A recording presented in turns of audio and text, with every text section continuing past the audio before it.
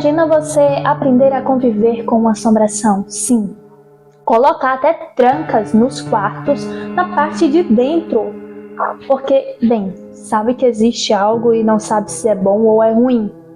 Enfim, teremos um relato hoje que, bem, vocês já entenderam o que aconteceu, né? Já dei o contexto aqui no início. E, bem, de novo, muito prazer, eu me chamo Yara e eu trago vídeos aqui todos os dias no canal, então eu espero muito que você goste do meu tipo de conteúdo.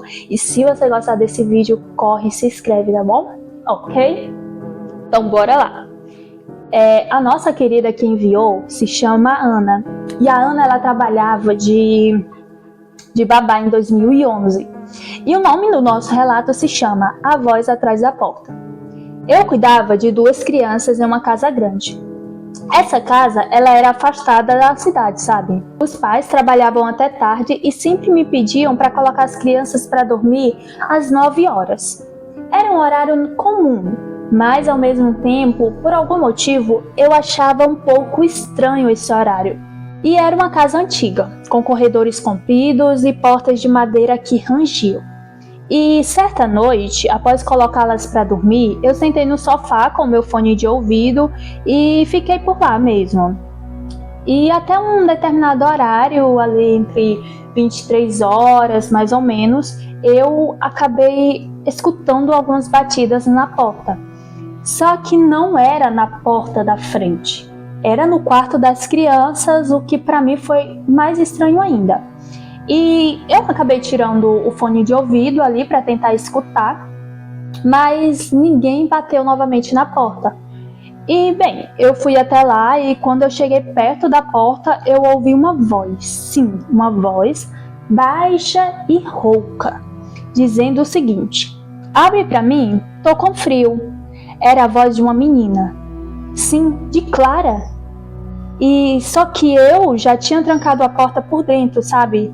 E com uma trava interna. As crianças, elas tinham medo de dormir com a porta aberta por algum motivo. "Clara?" eu chamei. Nenhuma resposta. Quando eu abri a porta, as 2 crianças dormiam ali profundamente. Inclusive, Clara era o nome da menina. E ela estava assim, coberta dos pés à cabeça. Então, assim, não tinha como ser ela. E aquela situação me deixou um pouco nervosa e eu acabei ali, meio que ficando tremendo de medo, esse tipo de coisa. E acabei fechando a porta novamente. E liguei logo para os pais dela, né? E contei tudo o que tinha acontecido. E assim, até aquela noite, nada havia acontecido. E no dia seguinte, a mãe de Clara me chamou no canto e disse: "Você ouviu, né? A gente já ouviu também. Por isso colocamos a trava por dentro." Gente, vocês imaginam, tipo assim, você sabe que existe alguma coisa ali, mas você não sai da casa, você simplesmente coloca uma trava. Gente, nunca assistiram o desenho não de Gasparzinho, por exemplo, em que a assombraçãozinha... Ai, eu fico indignada, vocês entendem, né? E eles vivem assim, naturalmente. Claro, com um certo cuidado, porque, gente, uma trava, né? Que cuidado isso tem contra um ser espiritual? Mas, enfim, muito obrigada por você ter enviado. Interessante, né? Interessante, mas, bem, não fez mal à família. E eu creio, gente, que assim, a família contratou ela como babá, então a família deveria ter uma certa condição, mas ainda assim preferiu optar por ficar lá. Então, decisões, né? Enfim, o nome do segundo se chama O Homem no Espelho. E, bem, trabalho na recepção de um hotel que já foi convento no século XIX. E ali muita coisa aconteceu. Mas teve uma noite em que eu nunca mais esqueci, sabe? Teve um ocorrido ali que, bem, me traumatizou. Era por volta das 3 da manhã, quando um hóspede desceu muito assustado, dizendo que havia um homem parado na beira... Gente do céu! Dizendo que havia um homem parado no banheiro dela. Gente, que assustador isso deve ser, não é? Eu corri com segurança até o quarto e quando eu cheguei lá, não havia nenhum sinal de arrombamento. Quando entramos no banheiro, também estava assim, totalmente vazio e intacto como normalmente estaria. Mas ela ainda assim insistia que tinha sim alguém ali dentro e era dentro do espelho. No dia seguinte, ela fez check-out sem dizer mais nada. Fiquei curioso e pedi acesso às câmeras internas. Sabe, as que pegavam parte do corredor ali onde o quarto dela ficava. E em um determinado momento da madrugada, dá para ver claramente, inclusive, a porta do quarto se abrindo lentamente, sozinha. Nenhum movimento no sensor. E minutos depois a mulher sai do quarto, pálida, andando rápido. Um faxineiro mais antigo me contou, sabe, logo depois, assim, depois de um tempo, que um antigo padre se enforcou ali e que os hóspedes sempre dizem vê-lo. E é sempre no espelho do banheiro. Gente, a entidade não sai do espelho. É como se ela estivesse assim, tentando observar, sabe, a outra pessoa que tá ali.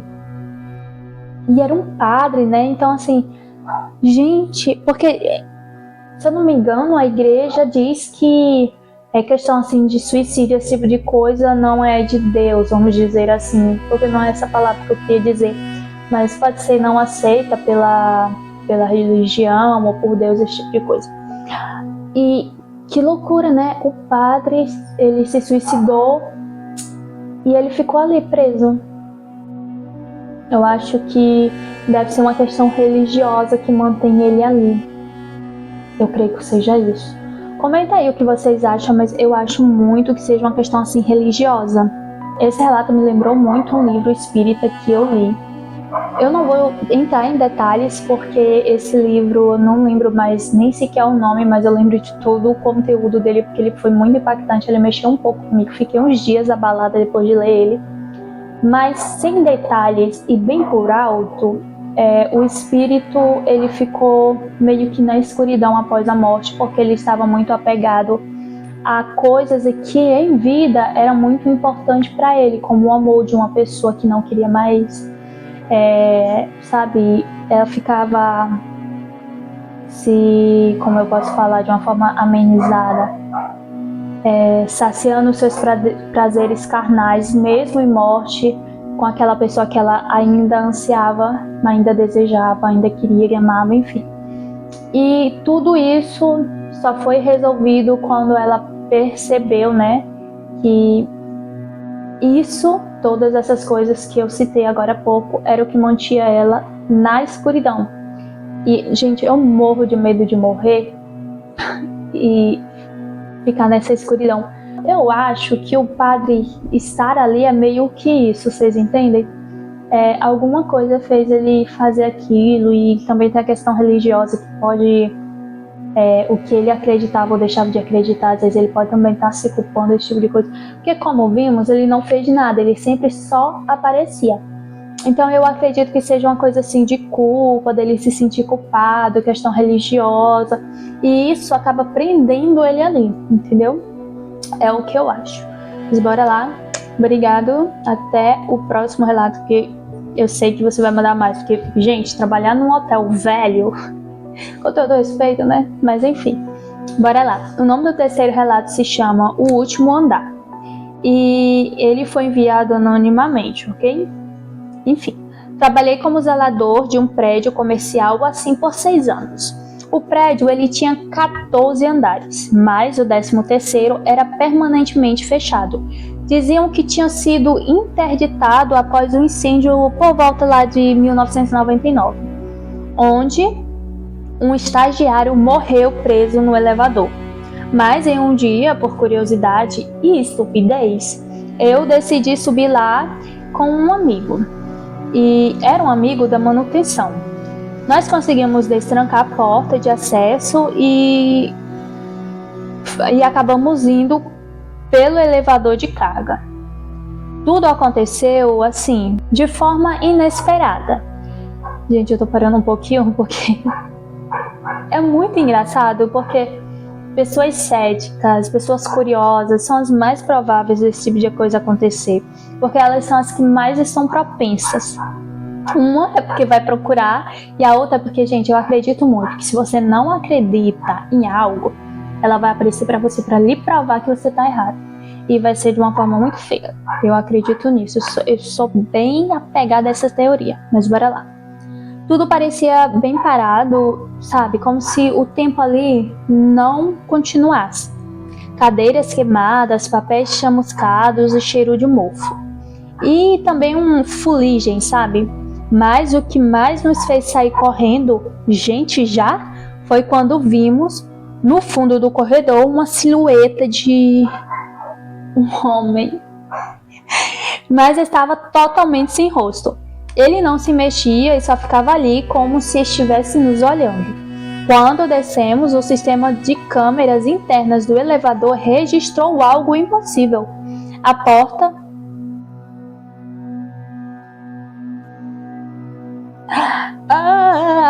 abrindo sozinha no 13º andar. E a mesma silhueta entrando, como se estivesse nos acompanhando de volta. Vocês entenderam o que eu disse? Eu disse que as pessoas que não acreditam e as pessoas que são curiosas são as mais propensas, porque, gente, não existia necessidade. E não aconteceu nada, né? Simplesmente assim, chegaram e pá! Ai, muito bom. Mas enfim, que bom que, bem, nada aconteceu com nenhuma das pessoas que enviaram o relato aqui, né? Mas foi muito interessante. Sem contar que era assim, era um prédio antigo, que já tinha acontecido coisas. Gente, por que ir lá? Vocês só queriam ver coisas queimadas? Vocês viram. Muito bom. Mas é isso, gente. Sim. Ele deixou mais uma coisa escrita aqui, só um minuto.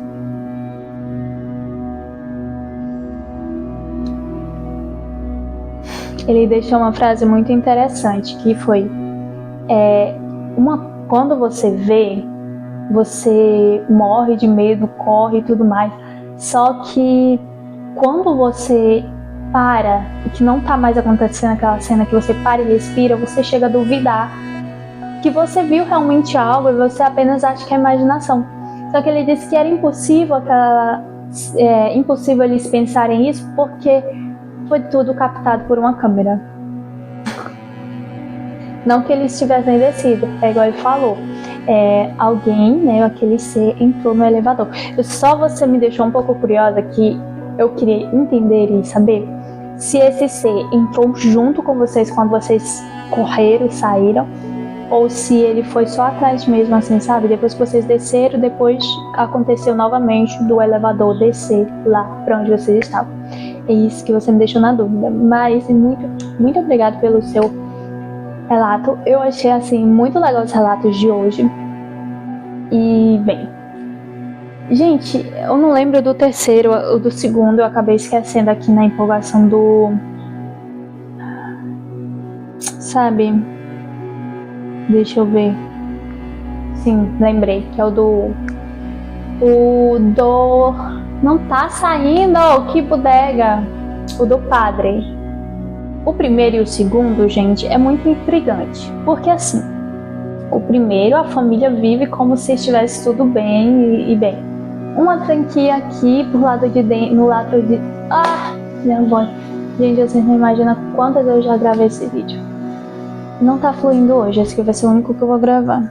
Enfim, é uma tranquinha pela lado de dentro, já vai salvar da assombração. O terceiro já vai lá, né, sabendo que aconteceu alguma coisa, que alguém morreu. Só que ele não comentou também se alguém tinha falado pra ele que era assombrado aquele local ou não, ou se ele foi simplesmente para ver as ruínas. Mas de qualquer modo, se estava interditado, se estava ali, não entre, porque eu sei que estava, né? Porque é óbvio que vai estar alguma plaquinha ali, então não era para ter entrado, querido. E o segundo é igual eu falei para vocês, eu acredito muito que a questão ali foi que o padre ele acabou se culpando e acabou ficando preso por questões de apego a sentimentos carnais, sabe? Eu acredito que quando a gente morre, a gente tem que desapegar desses sentimentos, seja culpa, Não que, gente, meu Deus, eu fiz coisas horríveis, eu não vou me culpar, né? Vamos ter ciência. Vocês entendem que, às vezes, o motivo que levou ele a fazer isso também pode... Às vezes nem podem ser verdadeiras, às vezes pode ser acusações falsas, porque isso foi... Se eu não me engano, ele morreu em 1999, não foi? Então, assim, é muitas variáveis, mas eu acredito que seja isso. Ele ficou preso porque ele se apegou a coisas carnais e ele só vai se libertar quando ele se perdoar ou perdoar alguém ou qualquer coisa do tipo. Mas enfim, é isso. Eu espero que você tenha gostado do vídeo de hoje, porque eu gostei de estar aqui. Foi muito trabalhoso fazer esse vídeo, então por favor, dá um like. E ó, beijo e até o próximo vídeo. Tchau!